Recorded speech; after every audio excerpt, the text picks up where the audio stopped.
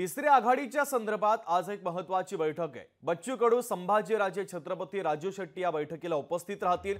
तिसऱ्या आघाडीमध्ये एमआयएमला no entry असल्याचं बच्चू कडू यांनी म्हटलंय। धार्मिक प्रखरता असलेल्यांना सोबत घेणार नाही अशी भूमिका आता तिसऱ्या आघाडीच्या या नेत्यांची आहे। प्रहारचे अध्यक्ष बच्चू कडू यांनी आता स्पष्टीकरण दिलंय। एमआयएम किंवा एकदम प्रखरता जिथं आहे तिथं आम्ही हात टाकू नये। आमचा मुद्दा धर्मजातीच्या पलीकडे खरं तर कष्टकरी शेतकऱ्याचा आहे आणि हक्काच्या लढाईचा आहे। आखरी मी गेल्या 20 वर्षापासून जे लढाई लढतो, दिव्यांगाची असेल, शेतकऱ्याची असेल, प्रत्येक जातीतला जो गरीब घटक आहे आणि जो कष्टकरी आहे त्याच्यासाठी ही लढाई आहे। एमआयएमची प्रखरता आम्हाला सहज शक्य होणार नाही पचवणं आणि ते लोकांना पण होणार नाही। म्हणून धार्मिक कटुता निर्माण करणारी कोणतीही पार्टी असू द्या, तिथे थोडंसं आम्ही दूर राहण्याचा प्रयत्न करू।